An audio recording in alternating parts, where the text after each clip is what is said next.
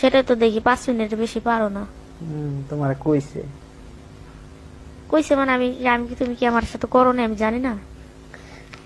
আরে সে একদিন আমার সাথে 10 মিনিট করলা, তাতেই 10 মিনিট পরে তো তুমি চলে গেলা। আমার এটা তো শেষ হইতে দিবা? শেষ তো কইরা দিলা না, শুধু জ্বালা উঠাই দিয়ে গেলা। ভালো নিজে তো উঠাইতে পারে না, এই জন্য যত দোষ এখন আমার না।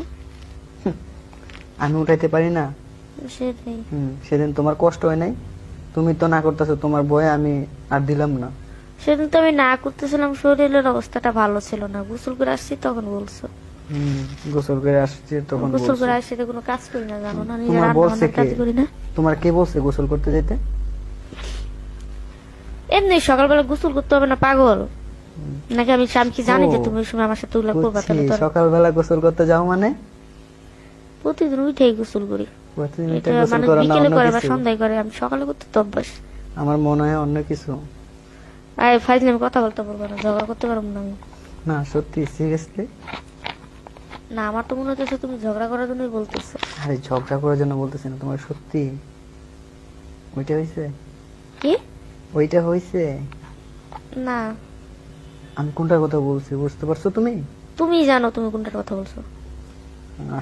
কথা, কার সাথে আমি কথা বলি ও কিচ্ছুই বলে বুঝে না। কেন, এখানে কি কেউ আছে তুমি আর আমি ছাড়া? তা ঠিক আছে। আরে পোকা, আমি তোমার নাকি পিরিয়ডের আবার কথা কোন বলছি। মায়ের এনে শুয়ে আছো? আরে না, আমি তোমাকে তোমার পিরিয়ডের কথা বলছি। না, সেটাই তো মনে হইতেছে তাই। না না, শোনো না, হুম। আমি কি শুক্রবারে কি শিউর তো?